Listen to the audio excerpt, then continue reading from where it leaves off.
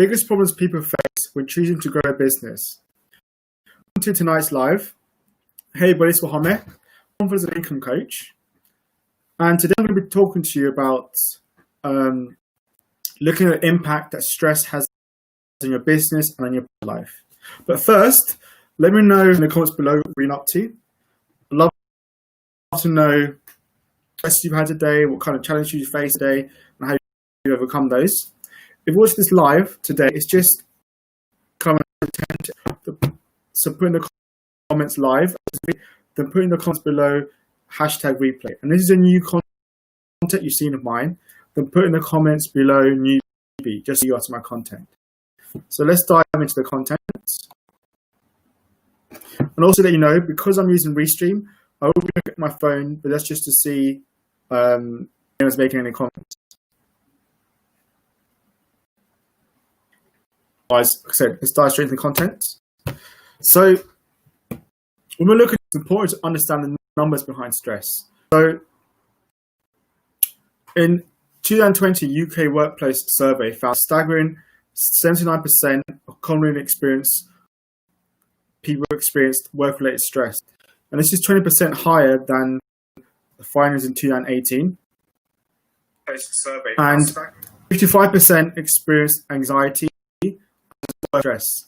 And almost half the people, around 43%, suffer from a lack of, while a third are turned to comfort to solve the issue of stress. And that's normally convenient food, fast food, like food that's not really healthy.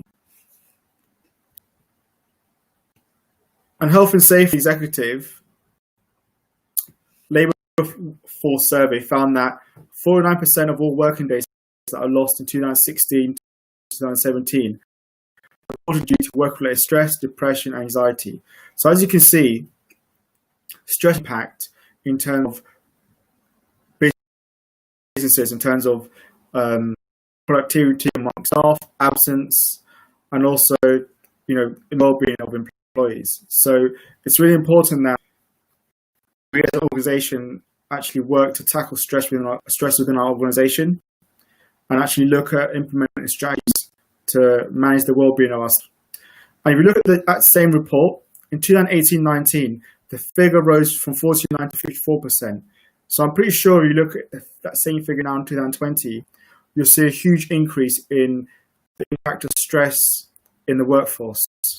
And so that's really important if you're a business owner or manager to be aware of the impact of stress it's having on your actual workforce, and also for yourself, like with your own person, to have that knowledge of the fact that stress is having a massive impact on you. And if you're in a work environment, then again you're going to also suffer from work-related stress. You might have anxiety, lack of sleep, or you might be.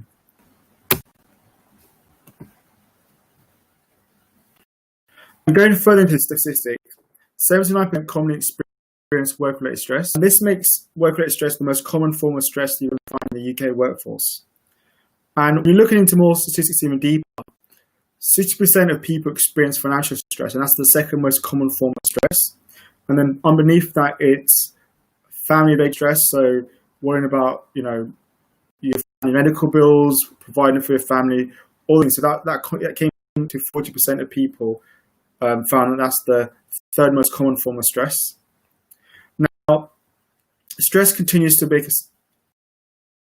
a significant contributor to health, low productivity, absenteeism, and so the comparison data between 2018 and today, you'll see that there's a huge, massive increase in terms of having rise even more, and that's why it's further imperative if you are running a business to really ensure that you are taking stress as a serious matter, because it's costing a lot of organizations a lot of money to cover absenteeism, low productivity, and also providing mental health and emotional well-being practices.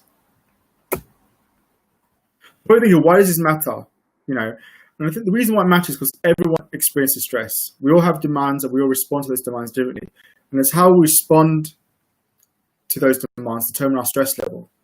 Now, sometimes these stresses can be really small. For example, you might be stressed over doing an exam you've got tomorrow, and then sometimes they're really big, and you might be stressed to pay a mortgage. And also, stress can come from within, or it can come from outside source. So it could come from you're putting yourself under stress in terms of wanting to look a certain way to impress someone, or receiving stress from your organization because maybe they're making cuts and your job might be at risk.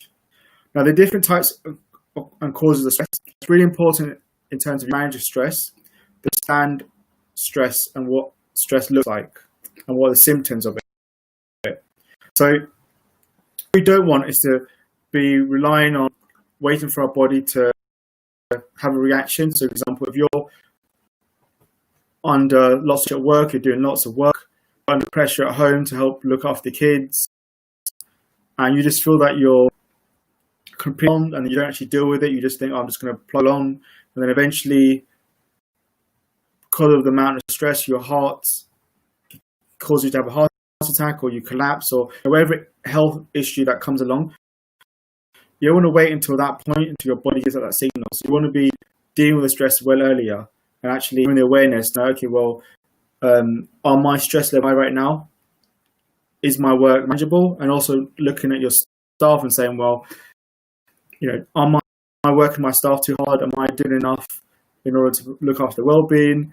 Are my staff supposed to drop in because maybe I'm working too hard? You want to have that internal dialogue and start thinking about stress. A key thing you have to keep an eye on. It's also important to know there are two types of stress. There's acute stress and chronic stress. Now, with acute stress, acute stress could be, like, for example, like you're stressed over your exam, or you're stressed over, whether if you're going to make it to work on time. Now, acute stress aren't always bad. Aren't always a bad thing, and it doesn't actually always cause like an underlying health issue, have that impact on your health. But if you allow acute stress to accumulate, and you have loads of acute stress building up, and you don't do anything about it, then it leads to chronic stress.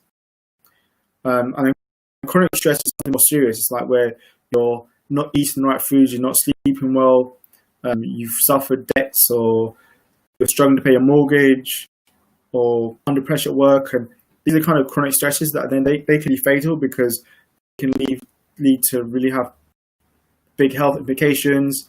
And so it's really important that you are aware of your levels, because they will have an impact on your business. Because if you have a medical illness because you're stressed and you're out of your business, especially if you're running a business on your own, then your business is not going to be able to function without you. So if you're out because of a health issue due to stress, then your business is going to suffer. So it's really important that we do have awareness of stress.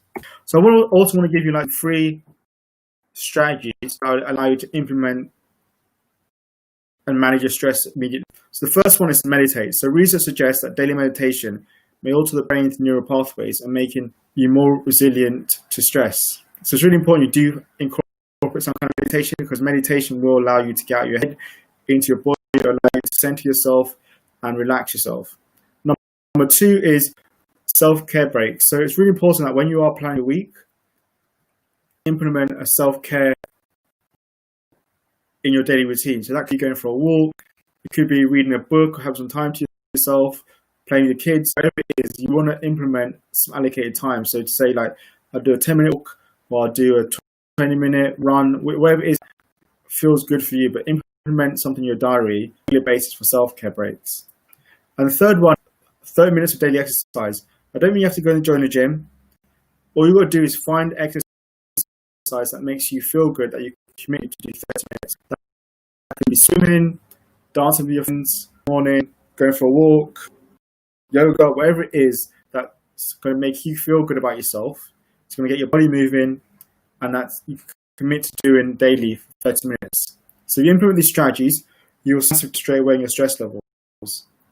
Now, for more support, I'm also offering a free consultation. This consultation will look at, what are all the things that apply and stress to you right now in your life, and how can you control your time, health, and also how can you better manage your mindset, incorporate strategies that will actually allow you to be able to manage your stress and have a better awareness of your stress, and also stress in other people, so you can then manage your staff properly.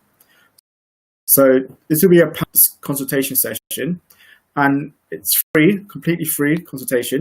And all you got to do if you want to claim a consultation is go to my website, www.mohamedgatonga.com, and book in your free consultation, and we'll start to get you back on track and start to create action plans that help you get to manage your stress and actually be able to implement strategies that you can go and always be able to be in control of this. So if you've really enjoyed this, then comments below, top stuff. If you stay to the end, you're an A player, then put in the comments that you're an A player as well. And also, when you put in the comments below, tell me what you learned from tonight's session, and you can implement straight away into your life. And then just share it with me, because it's going to be the implementation. We're going to start result actions and new successes.